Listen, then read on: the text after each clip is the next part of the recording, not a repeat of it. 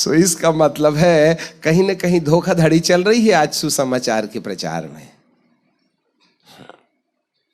यीशु से सीखो उसने कैसे सुसमाचार प्रचार किया।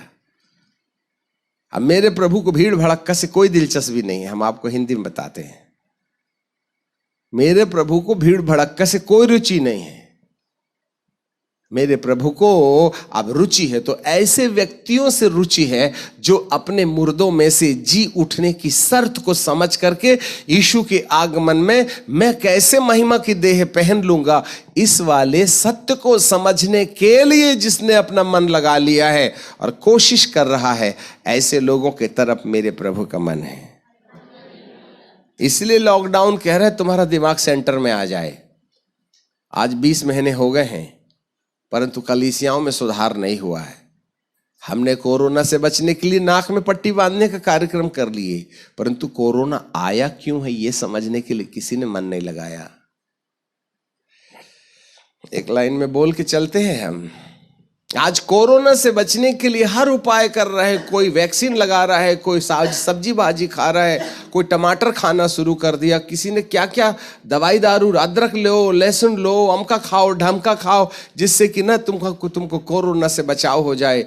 यहाँ तक तो ठीक है तुम कोरोना से बचने का उपाय कर रहे, परंतु कोरोना आया क्या बात के लिए, कौन सा मैसेज लेके आया है, इसके बारे में भी तो सोचो कि पट्टी बांधते रहिएगा। और आजकल तो नाक में बांधने वाली पट्टी की ऐसी ऐसी डिजाइन शुरू हो गई हैं कि बनाने वालों का अच्छा खासा धंधा चलता है। एक बार कानून भर बन जाए फिर देखना दुकान में नाक की पट्टियां बंद मिलने लगती, रकम रकम की, उसमें भी ब्रांडेड और नॉन ब्रांडेड आ गई। हमें समझ में नहीं आता, ब्रांडेड में घुसेगा नहीं और नॉन ब्रांडेड में अंदर आ जाएगा कोरोना, हमें नहीं आता समझ में। हम सब उपाय कर रहे हैं इनसे बचने का, पर आया क्यों हमको नहीं समझ में आता। हम प्रभु की आवाज समझने की कोशिश नहीं कर रहे हैं। यदि अभी नहीं समझे तो 2022 में और इंतजार करो। और आज ये अब भी अब भी हम संदेश सुन रहे थे, वो नहीं समाचार सुन रहे थे। सू का कहाँ है इनसे काम समाचार मतलब टोटल बेड न्यूज ना। अभी फिर से 1 हफ्ता का लॉकडाउन जो है नागपुर में, मुंबई में अभी फिर से शुरू हो गया लॉकडाउन। लो सर, अभी खुला तो ठीक से नहीं है। और आज ही सुबह उन्होंने कह दिया धर्म स्थलों को पूर्ण रीति से बंद कर दिया जाए। लो, अभी तो 100 लोगों की परमिशन मिली थी, अब वो भी बंद होने वाली है। नहीं आता समझ में। खैर कुछ भी हो, देखो हमको प्रचार के पॉइंट बदलने पड़ेंगे, क्योंकि अब कंफर्टेबल जीवन जीने का समय खत्म हो गया है। इसलिए लोगों को, अब जब हमारे देश के मंत्री जी कह ही रहे हैं कि हमको कोरोना के साथ समझौता करके जीवन जीना पड़ेगा, तो आखिरकार प्रभु हमको इस बंधुआई में भेज क्यों दिया, हमको सोचना तो पड़ेगा। बचाव उपाय नहीं है, आया क्यों ये समझना हमारी जरूरत है। हालेलुया, समझ रहे हैं कुछ बात। वाह वाह वाह वाह। अभी हमारा संदेश शुरू नहीं हुआ है, याद रखना। अभी तो हम समा बना रहे हैं, ठीक है। प्रीचिंग पॉइंट क्या है? यीशु ने सबसे पहले संदेश में कोई चमत्कार चिन्ह की बात नहीं किया। उसने सबसे पहले कहा मन फिराओ, और दूसरी बात कहा स्वर्ग का राज्य। और स्वर्ग के राज्य का ताला खोलने के लिए चाबी क्या है? पुनरुत्थानित शरीर। अब पुनरुत्थान किस शर्त पर आएगा? देखो यही सब आपको सिखाना है, जाके पहले सीखना है फिर सिखाना है। खाली पीली ये कहना कि मारा गया, गाड़ा गया, जी उठा, वो आना है ले जाएगा, ये सब अपने आप में बहुत अच्छी बात है। इससे दूसरों का भी मनोरंजन हो जाता है और हमारा भी ड्यूटी पूरी हो जाती है। सदियों से ये चल रहा है। इससे कोई यीशु के आगमन के लिए कलीसिया तैयार नहीं हो गई। हां, रास्ते पर जरूर हम आ गए हैं। जी हां, इसकी कई प्रोसेस हैं। आफ्टर ऑल हमको उस दर्शन में जाना है, जिस दिशा की ओर, जिस दर्शन की ओर जाने के लिए हमको तैयारी करनी है। हालेलुया। तीसरे स्वर्ग को खोलने की चाबी क्या है? महिमा की देह। कौन देगा? यीशु का दूसरा आगमन। कैसे देगा? जब मुर्दे जिंदे हो जाएंगे और जो जीवित हैं वो बदल जाएंगे, है ना। इस कॉन्सेप्ट को लेकर के हमें स्वर्ग के राज्य की कहानी बताना शुरू करना है। ये बात केवल यीशु मसीह ने अपने प्रचार में नहीं कहा, परंतु देखो चेलों को भी यही कहा था। मत्ती की किताब उसका 10वां अध्याय, और उसने 12 चेलों को पहले भेजा। बुक ऑफ मैथ्यू चैप्टर 10 और उसके पहले पद से, फिर उसने अपने 12 चेलों को पास बुलाकर उन्हें अशुद्ध आत्माओं पर अधिकार दिया। क्यों दिया भैया? और कि वे उनको निकालें। क्यों निकालें? सब प्रकार की बीमारियों को और सब प्रकार की दुर्बलताओं को दूर करें। क्यों करें? इससे क्या होगा? इसलिए जिससे कि ये कहानियां आपका ध्यान परमेश्वर की ओर इकट्ठा करें। और जब आप चिन्हों और चमत्कारों के द्वारा मेरे प्रभु की ओर सोचने में दबाव दीजिएगा या लीजिए, अरे बाप रे प्रभु ने चंगा कर दिया है, उसके बारे में और जानना चाहिए। जब कभी कोई व्यक्ति प्रभु के बारे में और ज्यादा जानने की मनसा रखेगा तो प्रभु के अंतिम लक्ष्य की बातें यहां सामने आ जाएंगी। मन फिराओ और अब जरा देखिएगा यहां 7वें पद में क्या लिखा है। 6 पद में, और इज़राइल के घराने में खोई हुई भेड़ के पास जाना और चलते, हमारे पीछे बोलिए, चलते चलते प्रचार कर कहो स्वर्ग का राज्य निकट आ गया है। हाँ, क्या आ गया है? निकट आ गया है। हाँ, और इस बात को जिंदा प्रमाणित करने के लिए 8वें पद में लिखा है, बीमारों को चंगा करो, मरे हुओं को जिलाओ, कोढ़ियों को शुद्ध करो, दुष्ट आत्माओं को निकालो, सेंत मेंत तुमने पाया है सेंत मेंत दे दो। क्या बात के लिए? चलते चलते प्रचार कर कहो कि स्वर्ग का राज्य निकट आ गया है। तो तुम्हारे सेवा का जो लक्ष्य है, टारगेट है, वो क्या है? स्वर्ग का राज्य। यदि कोई स्वर्ग के राज्य को मद्देनजर रखते हुए तैयारी का प्रचार करता है, तैयारी के लिए प्रेरणा देता है, तो आपका ट्रैक सही है। ठीक है। जब हम बहुत छोटे थे तो प्राइमरी स्कूल में हमारी बाल भारती हुआ करती थी, पता नहीं आजकल है कि नहीं। उसमें एक दोहा था, कहानी थी, गुरु द्रोणाचार्य की कहानी। शायद हमने पिछले बार बताए थे कि आपको याद है? हाँ? नहीं। गुरु द्रोणाचार्य एक राजा थे। राजा के राज्य में एक ऋषिवर रहा करते थे जो राजकुमारों को धनुर्विद्या सिखाते थे। तो जितने भी राजकुमार थे उनको वे जंगल में ले जाते थे और अपने आश्रम में रख करके उनको चिड़िया मारना, हरिण मारना सिखाते थे। धनुष ऐसे पकड़ते हैं, ऐसा खींचते हैं, फिर उंगली में यूं करते हैं, ऐसा करके वो धनुर्विद्या सिखाया करते थे। और उसी जंगल में एक लव्य नाम का भील रहा करता था, और वह दूर दूर से राजकुमारों को गुरु द्रोणाचार्य के द्वारा धनुर्विद्या सिखाते हुए देखता था और अकेले में अंधेरे में प्रैक्टिस करता था। ठीक है। एक बार एकलव्य का दिल नहीं माना, उसने आकर के कहा, गुरुदेव गुरुदेव गुरुदेव मुझे भी अपना चेला बना लो।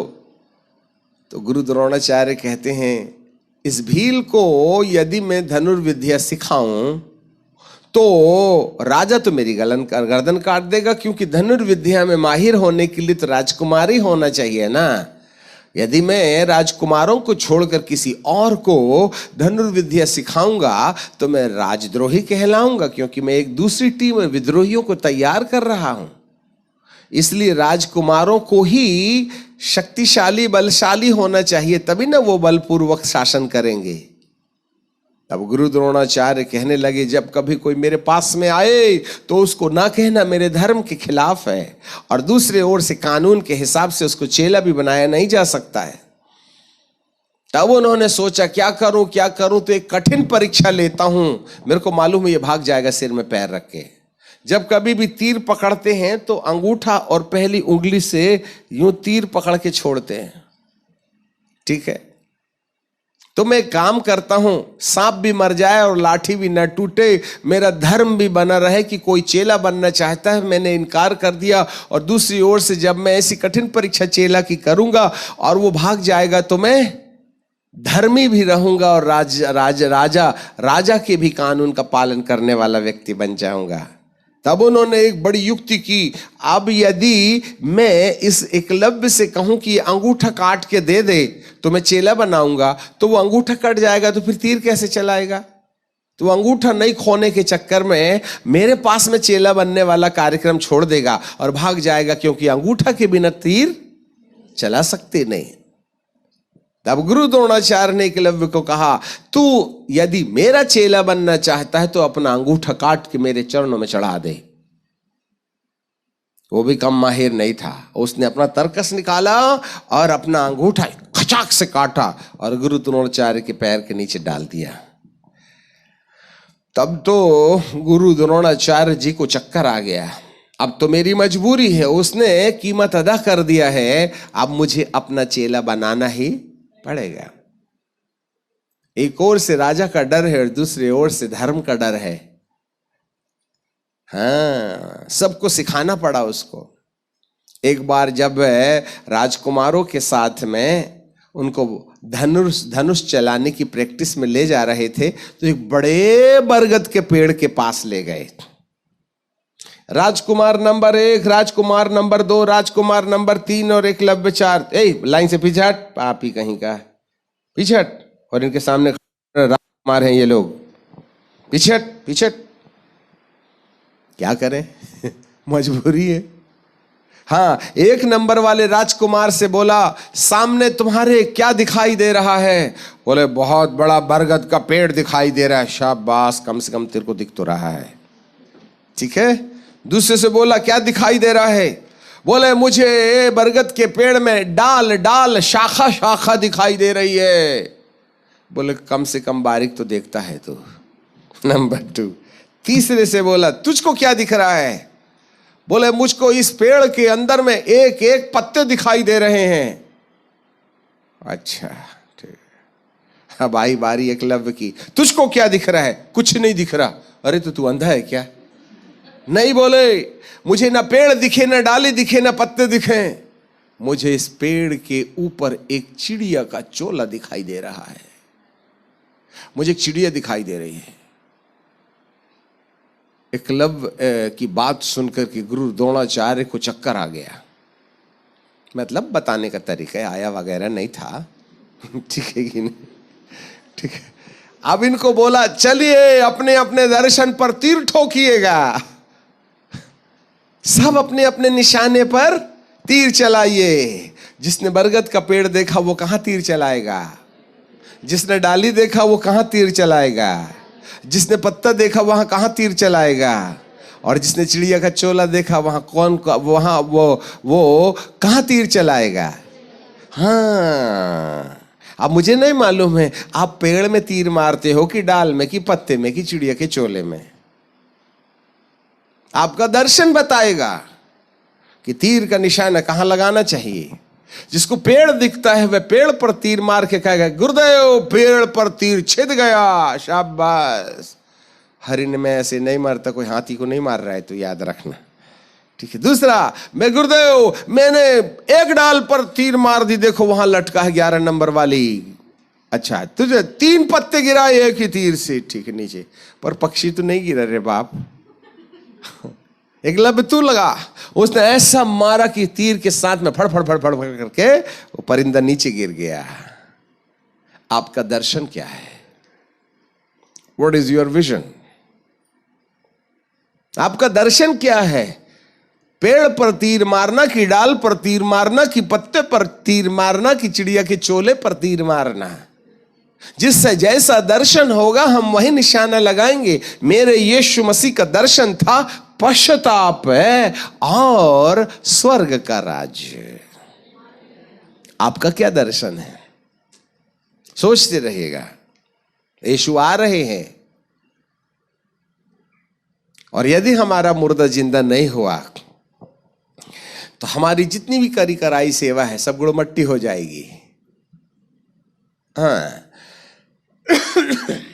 तो तीसरे स्वर्ग की चाबी क्या है? मुर्दों में से जी उठना। ठीक है।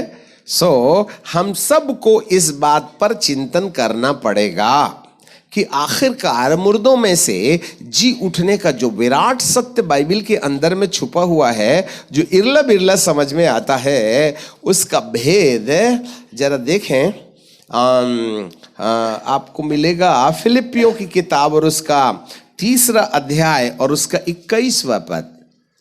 फिलिपियों की किताब और उसका 3 अध्याय और उसका 21 पद जरा देखिएगा। स्वर्ग के राज्य की कुंजी क्या है? तब अपनी शक्ति के उस प्रभाव के अनुसार जिसके द्वारा सब वस्तुएं अपने वश में कर सकता है, हमारे पीछे बोलिए, हमारी दीनहीन देह का रूप बदलकर अपनी महिमा की देह के अनुकूल, अपनी महिमा के देह के अनुकूल बना देगा। जैसे यीशु मसीह मुर्दों में से जी उठने के बाद महिमा की देह धारण किए थे ना, उसी तरीके से हमारी भी देह को महिमा की देह के अनुकूल कर देगा। This is the real gospel. यह हमारे सुसमाचार का अंतिम लक्ष्य होना चाहिए। यदि कलीसिया को अपने देह के रूपांतर का सत्य नहीं मिला तो वो कभी वहां जाने का प्रयास नहीं करेगी। समझ रहे हैं बात को? 2019 तक चिन्हों और चमत्कारों के द्वारा और बपतिस्मों की संख्या के आधार पर बहुसंख्यक लोग प्रभु के विश्वासी बन गए। उनको पहला स्वर्ग मिल गया, परंतु इसके बाद में जो तीसरा स्वर्ग है, तीसरे स्वर्ग में प्रवेश करने के लिए जो तैयारी चाहिए वो तैयारी यहां पर है कि दीनहीन देह का रूप बदल करके महिमा की देह में रूपांतरित हो जाना मेरे प्रभु का वह लक्ष्य है जिसको वह पूरा किया चाहता है। एक और पद हम आपके लिए लाना चाहते हैं, वो आपने मिलेगा पहला पतरस की किताब और उसका 1 अध्याय और उसका 3 पद। लिखते भी जाइए। हाँ, पहला पतरस की किताब और उसका 1 अध्याय और उसका 3 पद। हमारे प्रभु यीशु के परमेश्वर और पिता का धन्यवाद हो, जिसने यीशु को मरे हुओं में से जी उठाने के द्वारा, बस ठहरिएगा, हमारे पीछे बोलिए, हमारे मसीह यीशु के परमेश्वर और पिता का धन्यवाद हो, जिसने धन्यवाद दो, जिसने यीशु मसीह को मरे हुओं में से जी उठने के द्वारा। बस, तो यीशु मसीह के जी उठने का कारण क्या है? जी उठने से क्या फायदा है? जी उठने का उद्देश्य क्या है? Why Jesus rose again from the death? बहुत आए, बड़ी बड़ी किताब लिख के चले गए, नाम तो धरती पर आज भी है ना, पर गए तो कब्रिस्तान लौट के नहीं आए ना। हमारा ही एक प्रभु धरती पर ऐसा है जिसकी कब्र खाली है। आप भी बड़े दावे के साथ बोलते हो यीशु मसीह मुर्दों में से जी उठा है, तो क्या बात के लिए जी उठा है? जी उठने से तुमको हमको क्या फायदा है? जरा ध्यान से सुनो, ये बातें आपको बताने से पहले खुद समझना पड़ेगा। उसके क्यों परमेश्वर ने यीशु मसीह को मुर्दों में से जिंदा किया? उसके जिंदे होने से हमको क्या फायदा होने वाला है? उसके जिंदे होने का फायदा यह है कि जिसने यीशु को मरे हुओं में से जी उठने के द्वारा अपनी बड़ी दया, बोलो, अपनी बड़ी दया से, ये बड़ी दया, जोर से बोलो, जोर से बोलो, जोर से बोलो, तो छोटी भी होगी। अब हमें नहीं मालूम तुम बड़ी दया के चक्कर में हो या छोटी। हमको दया से मतलब है, बड़ी हो या छोटी कोई लेना देना नहीं है। प्रभु कहते हैं ऐसा नहीं करना, दया तो दया है ही है, परंतु दया जो है ना वो बड़ी भी होनी चाहिएगी। बड़ी दया जो है, आगे लिखा बड़ी, हमारे पीछे बोलिए, जी उठने के द्वारा बड़ी दया से हमें जीवित आशा के लिए। कौन सी आशा? जोर से बोलो, 3 बार बोलो, 5 बार बोलो।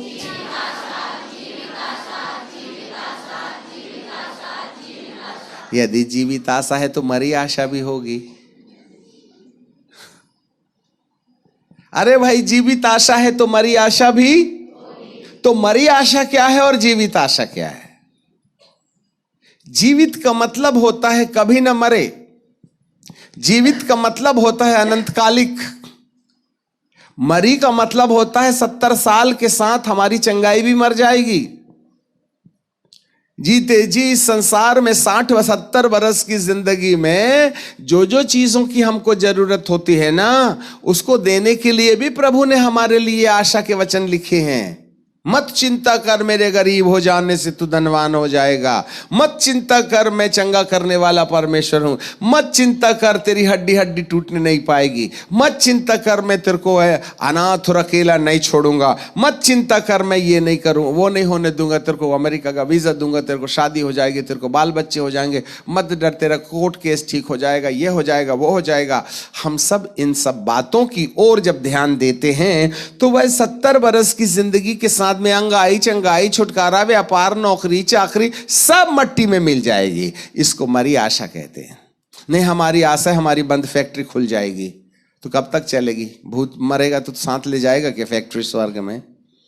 नहीं, हमारी आशा है प्रभु हमको संतान देगा। ठीक है, संतान मिल गई, अब तुम मर गए तो अपना बेटा साथ ले जाओगे क्या? नहीं, हमारी आशा है प्रभु हमको ना पति देगा, हमारी शादी हो जाएगी। तो कब तक रहेगी पति के साथ में? 70 ही ना साल रहेगी। इसके बाद क्या होगा? उसको भी पकड़ के ले जाएगी। वो मरना नहीं चाहता है, चल मेरे साथ कब्रिस्तान। तो कहे तू जा, मैं क्यों जाऊं? शादी तो कर लिए ना, साथ हाथ निभाएंगे, परंतु कब तक? 7 जन्म कहां?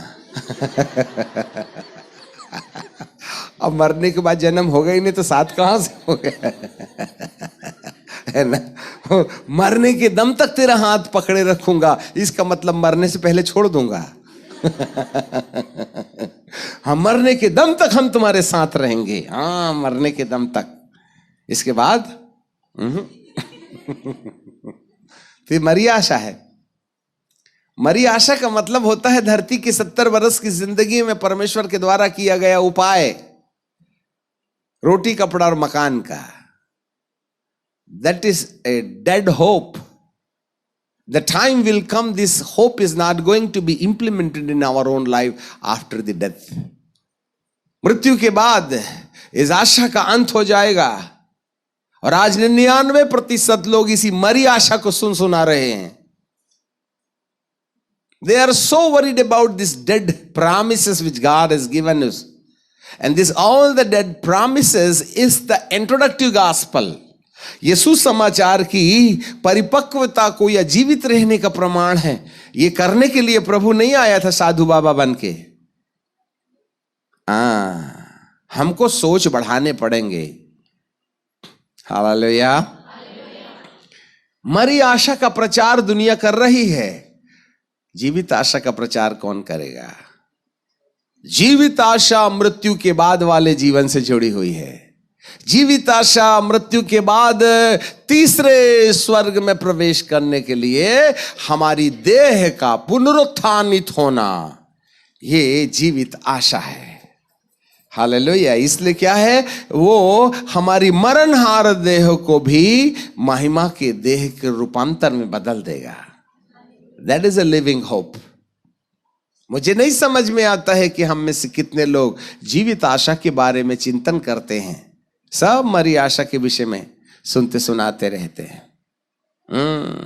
प्रभु तुम्हारी फैक्ट्री बंद कर देगा, शुरू कर देगा, जो कुछ भी है।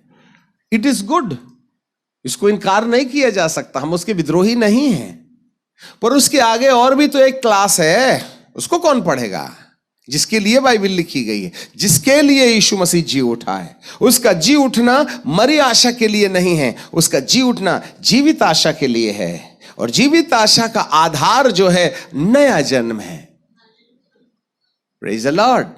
इसका मतलब है कहीं ना कहीं यीशु के जी उठने का उद्देश्य जो है नया जन्म है। और इस नए जन्म के पीछे एक सत्य छुपा हुआ है। ये दूसरी चाबी देख लीजिएगा। अर्थात, हमारे पीछे बोलिए, अर्थात एक अविनाशी, निर्मल, अजर मिरास। अविनाशी, निर्मल, अजर मिलास, जिसके के लिए, जो तुम्हारे लिए स्वर्ग में रखी है, जिसकी रक्षा परमेश्वर की सामर्थ्य से विश्वास के द्वारा उस उद्धार के लिए जो आने वाले समय में प्रकट होने वाली है। आने वाले समय में, कौन सा वो समय है आने वाला? यीशु का दूसरा आगमन। हाँ, वहां मिलेगी हमको अविनाशी, निर्मल और अजर मिरास। हालेलुया। और यदि आपने अविनाशी, निर्मल और अजर मिरास का सत्य अपने लिए और अपने लोगों के लिए कल्पना में नहीं लाया, तो हमारा प्रीचिंग पॉइंट जो है अधूरा हो जाएगा। कलीसिया कभी भी कलीसिया के रूप में पहचानी नहीं जाएगी। कलीसिया वो है जिस पर अधोलोक के फाटक प्रबल नहीं होंगे। बपतिस्मा लेने वाले लोगों को कलीसिया नहीं कहते। दारू मसीह, बीड़ी मसीह, झगड़ा मसीह, लंद मसीह, फंद मसीह। Maybe you are baptized with the water and maybe you are baptized with the Holy Ghost also and speaking in tongue also. It is good. ये बहुत अच्छी चीज है। ये हमारी आवश्यक सामग्रियां हैं जिसको इनकार नहीं किया जा सकता। परंतु ये सब है क्या बात के लिए? घर बना रहे हैं तो रेत ले आए, टीन टप्पर ले आए, लोहा ले आए, सीमेंट ले आए, गिट्टी ले आए, ईंट ले आए और सब ढेर लगा दिया। आइए हम तुमको बंगला दिखाएं, तो रेत का ढेर तो बंगला है क्या? वो ईंट का ढेर, सीमेंट के बोरे, लोहे का जंख लगा है, क्या वो घर है? ये लोहा क्यों आया है? ईंट क्यों आया? रेत क्यों आई है? इसको मिलाओ क्या बात के लिए और इस प्रकार का रूप दे दो, इसे घर कहते हैं।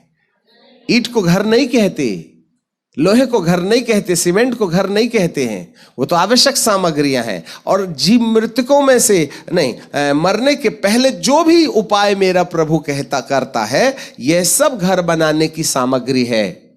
ईंट का ढेर, रेत का ढेर, सीमेंट का ढेर, लोहे का ढेर, इलेक्ट्रिक का सामान, छत का सामान, ये सब जो है ना, ये सब एक उद्देश्य लिए है। क्या है वो उद्देश्य? जीवित आशा, अविनाशी और निर्मल और अजर मिरास को स्थापित करना। आज यदि हम कलीसिया की ओर निहारते हैं, हमें समझ में नहीं आता वो आराधना क्या बात के लिए करते हैं। हमें समझ में नहीं आता भीड़ क्या बात के लिए लगी। हमें समझ में नहीं आता चर्च आते क्यों हो, जाते क्यों हो। For what we are in the church. अधलोक के फाटक प्रबल नहीं होंगे। तो अधलोक होता क्या है उसके बारे में तो हमने सुना भी नहीं और सुनाया भी नहीं। Nobody is talking about the hedged। मुझे बताओ एक धरती में बाइबल पूरी टीवी के अंदर में एक भी परमेश्वर का दास बताया होगा कि अधलोक क्या होता है। सिर्फ कलीसिया को बोल दिया अधलोक के फाटक प्रबल नहीं होंगे। पर होता क्या है ये? कैसे नहीं होगा अधलोक का फाटक प्रबल? दाऊद ने तो कह दिया मुझे विश्वास है तू मुझे अधलोक में सड़ने नहीं देगा। तो सड़ती आत्मा है कि प्राण है कि शरीर है? सड़ेगा तो शरीर ना। पुराने नियम में उसको दर्शन था कि तू मेरे शरीर को सड़ने नहीं देगा। आज तो नए नियम में सड़ने की बात ही नहीं सुनना सीखते हैं हम लोग। ये आफ्टर कोरोना जो चर्च बनने वाला है ना, उसकी फाउंडेशन है, आप याद रखिएगा। बिफोर कोरोना जो भी चर्च है उसके चर्च को प्रमोशन लेने पड़ेगा आफ्टर कोरोना वाले चर्च में। और यदि आपने कोरोना के बाद जो वाली कलीसिया प्रभु बनाने वाला है उस कलीसिया के सदस्य बनने में देरी की, तो प्रभु कहेगा इतनी बड़ी मुसीबत के बाद में तुम्हें अभी भी समझ में नहीं आई। 2022 के बाद में, 23 के बाद में, 24 के बाद में जो कलीसिया का निर्माण होगा वो कलीसिया एंटायरली 19 की पहली वाली कलीसिया से बिल्कुल डिफरेंट होगी। जब आप कोरोना के साथ है समझौता करके जीवन जीने तैयार हैं, सोशल डिस्टेंसिंग को मानने तैयार हैं, यदि इस कोरोना की महामारी में डिमोनेटाइजेशन के बाद में कैशलेस इकोनॉमी को एक्सेप्ट करने के लिए तैयार हैं, नई कमेटी और नई सरकार को स्वीकार करने के लिए तैयार हैं, वन वर्ल्ड ऑर्डर को सुनने के लिए और उसको मानने के लिए तैयार हैं, जब आप संसार के साथ समझौता कर सकते हैं, तो क्या मेरा प्रभु अपने आने से पहले कलीसिया को जिस रूप में बनाना चाहता है उसके साथ में समझौता नहीं कीजिएगा क्या? और यदि आप में से कोई है जिसने आगामी दिनों में कलीसिया को जिस रूप में परमेश्वर बनाना चाहता है उस रूप में बनाने के लिए या उसमें सहभागी होने के लिए अपना योगदान नहीं दिया, तो बाइबल का परमेश्वर कहता है मैं तुमको नहीं जानता, हे प्रभु कहने वालों मेरी आंखों के सामने से भाग निकलो। क्योंकि अब ऐसी वाली कलीसिया को लेने प्रभु नहीं आएगा, मेरे हिसाब से लेने वाली कलीसिया को लेने आएगा। जिस तरीके से प्रभु तुमको तोड़ना मोड़ना चाहता है, जिस तरीके से परमेश्वर एक नई फाउंडेशन डालना चाहता है, उस फाउंडेशन पर खड़ी कलीसिया को बनाना हमारा काम है।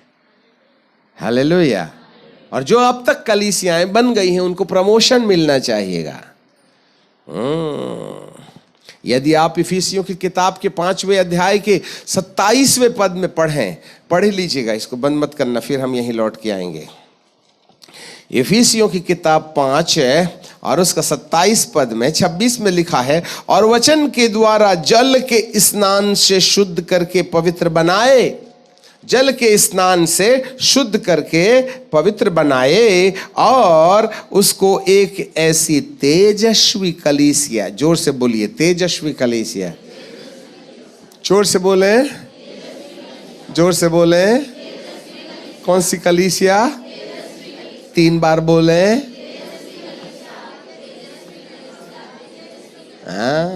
तेजस्वी कलीसिया को इंग्लिश में लिखा है ग्लोरियस चर्च। ग्लोरियस चर्च का मतलब क्या है? अब कलीसिया और तेजस्वी कलीसिया में क्या अंतर है? What is the difference between the church and the glorious church और द रेडियंट चर्च? यदि कलीसिया का प्रमोशन तेजस्वी कलीसिया में नहीं हुआ, तो बाइबल का प्रभु कहता है मैं कलीसिया को लेने नहीं आऊंगा। हालेलुया। आप बोलोगे क्या बोले अंकल जी? हम ये कह रहे हैं कि वह कलीसिया को लेने नहीं आएगा, वरन तेजस्वी कलीसिया को लेने आएगा। इसलिए आपको क्या करना पड़ेगा? कलीसिया से तेजस्वी कलीसिया में प्रमोशन लेना पड़ेगा। और यदि आप प्रमोशन लेने का मन नहीं रखिएगा तो कलीसिया रह जाएगी, तेजस्वी कलीसिया चली जाएगी। और तेजस्वी कलीसिया में ना तो कलंक है, ना दाग है, ना झुर्रियां हैं, ना कोई ऐसी वस्तु है, वरन निर्दोष और पवित्र है। इसे कहते हैं कलीसिया। और ऐसी वाली कलीसिया जिसमें ये 5 क्वालिटी हैं, क्या? कि इसमें ना कलंक है, ना झुर्री है, ना कोई ऐसी वस्तु है, वरन पवित्र है और निर्दोष है। यदि ये 5 योग्यताएं कलीसियाओं के अंदर है तो उसका प्रमोशन हो गया, कलीसिया से वह तेजस्वी कलीसिया में बदल गई। सो आगामी दिनों में आपको ये 5 पॉइंट कैसे उत्पन्न किए जा सकते हैं, इस बात के लिए हमें परमेश्वर के वचन पर चिंतन और मनन करना पड़ेगा। Praise the Lord. नहीं तो पता चला कलीसिया ड्रम बजाते रही, प्रभु आया और हमको छोड़ के चला गया, क्योंकि वो कलीसिया को तो ले ही नहीं जाएगा। और कलीसिया में तो इचिक बिचिक होता है, कलीसिया में तो मोबाइल से खेल खूल चलता रहता है ना। बहुत बटन दबाते हो मोबाइल का, बस 5 मिनट की फुर्सत मिली फिर देख लेना, सीधे जेब में हाथ। टाइम पास के लिए बीवी से ज्यादा इंटरटेनमेंट इसी से हो जाता है। समझ में आ गई? अब कलीसिया में तो यही है, सबसे बड़ा जीवन साथी है ना। एक परिवार था, वो बेचारी पत्नी नाटी थी हैं, और दही लाई और चक्कर देखी तो बहुत खट्टा, और शक्कर का डब्बा देखा तो शक्कर के डब्बे में शक्कर ही नहीं था। तो पति बैठ गया था बेचारा खाना खाने के लिए, तो पत्नी ने बोली, अजी अजी शक्कर का डब्बा बड़ा वाला निकाल दीजिएगा ना, ये छोटे वाले डब्बे में खत्म हो गया है। तो उसको बोली, जरा चढ़ के निकाल दो, नहीं तो स्टूल से मैं गिर गई तो मुश्किल हो जाएगी। ठीक है कि नहीं? तो पति नाराज हो जाते हैं और कहते हैं, अन्य देवता के सामने बैठा हूं मैं, हाँ शक्कर निकालने बोलती है, एक तो 2 रोटी खाता हूं, तुम ना ठीक टाइम पर खाने पर डिस्टर्ब करती हो, तुम खुद चढ़ो और निकालो, दिमाग खराब करती हो। उसने डब्बा नहीं निकाला बेचारे ने, दही भी नहीं खाया और डब्बा भी निकाला, और जो भी था खा लिया, खाने में लग गए। ठीक है, बेचारी पत्नी निराश हो गई, क्या करें, अब जन्म जन्म का साथ निभाने के लिए है तो बर्दाश्त तो करना पड़ेगा ना। इतने में उसके मोबाइल की घंटी बजी, टिर्रिंग टिर्रिंग टिर्रिंग। ठीक है, और जैसे टिर्रिंग टिर्रिंग बजी वैसे बंदे ने फोन उठाया और वहां नहीं, बरांडे में चला गया जूठा हाथ लेके। हाँ हेलो, कौन? अच्छा, फिर आधे घंटे तक जूठे हाथ लेके घूम रहा है वो। हाँ। तो बताइए, पत्नी न उठा पाई पर इसने उठा दिया। बोलो पावर किसके पास ज्यादा है? पावर किसके पास ज्यादा है ना? मोबाइल के पास। तो तुमने शादी किससे किए हो? सीधा सीधा है, तुम्हारा प्रेमी प्रेमिका है कौन? किसको दिल दिए हो तुमने? बेचारी खाना बना के खिला रही, फिर भी उसको घास नहीं, ये कुछ नहीं देता, फिर भी उसके पीछे में। हाँ, शक्कर के डब्बा निकालने में तुमने बीबी के ऊपर बरस पड़े, परंतु घंटी बज दिमाग खराब करता है। तेरे को खाने के टाइम पर आना चाहिए। जैसे बीबी को पटका था वैसे पटक के दिखा ना तेरा मोबाइल, उसने तो उठा दिया तुझको ना। हालेलुया। हमें थोड़ी मालूम है हम हैं गुलाम किसके। इस संसार के ईश्वर ने हमारी आंखें अंधा कर दिया है। The king of this world has blinded our eyes. हमारी आंख अंधी हो गई। 2 कुरिन्थियों 4:4। हमें समझ में नहीं आता है हम बीबी के साथ हैं या मोबाइल के साथ हैं, हम प्रभु के साथ हैं या किसी और के साथ हैं। जितना मोबाइल तुम इचिक बिचिक करते हो उतना प्रभु की स्तुति कर लेते ना, तो आज हम दिनकरण बन जाते सीनियर वाले।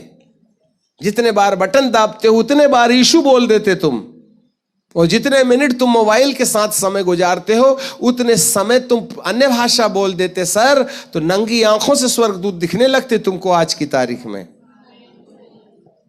परंतु किसी ने हमारा दिमाग, आंखें और उंगलियों को हर लिया है, चोरी कर लिया है। हम दर्शन विहीन हो गए। ऐसी कलीसिया को ले जा करके अभी हमारे पास में एक पोस्टर आया, एक छोटा सा बच्चा बेचारा मोबाइल खोलते खेलते खेलते उसको साइको हो गया, मोबाइल छीन लिए। तो वो डैनियल नाम था उसका, और वो उंगली को ऐसे ऐसा कर रहा है, ए ठीक रहे, ए हाथ को झटका, फिर ऐसे ऐसा कर रहा है। उसके दिमाग में मोबाइल खेलने का असर हो गया, मोबाइल छीन लिए, ही बिकेम मैड, और वो पागलपन की तरह यूं यूं कर रहा है। तो खाना खिलाए तो वो ऐसे ऐसा कर रहा है। इसलिए बच्चों, ज्यादा मोबाइल के एडिक्शन में मत जाओ, नहीं तो नींद में भी ऐसे ही ऐसा कीजिएगा। और जो एक बार नींद में ऐसे ऐसा करने लगता है उसके पागल खाने के दरवाजे में प्रवेश करने की तारीख आ गई है। उनको क्या मालूम भूत यहां अंदर आ रहे हैं। आज कितने बच्चे मोबाइल खेल खेल के पागल हो गए।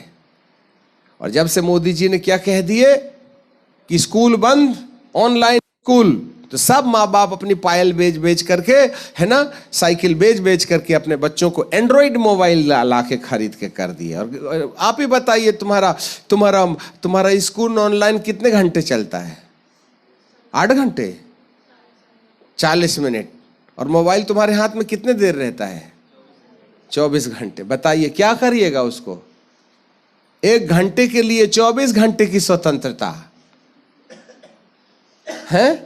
हाँ, फिर देख लेना बच्चे लोग क्या करते हैं। जो माँ बाप को भी नहीं मालूम है उनको सब मालूम रहता है। आपको क्या लगता है कलीसिया के अंदर ऐसा नहीं होता तो बताइए मुझे आप। जब तुम सपने में भी ऐसा ऐसा करते हो और यदि आपको पागल की जोगनी छा जाए तो ऐसे ऐसे करते रहिए, तो स्वर्ग में भी जाने के बाद में ऐसे ऐसे करते रहिएगा तो कहेगा ये जादू कर रहा है क्या रे, ये क्या कर रहे स्वर्ग में आके? नहीं, मैं प्रैक्टिस हो गई है मेरी, बहुत अच्छा आता है। प्रभु कहेगा ये पागलों को यहाँ क्यों ले आए तुमने? पहले में अकेले ही अच्छा था। हालेलुया।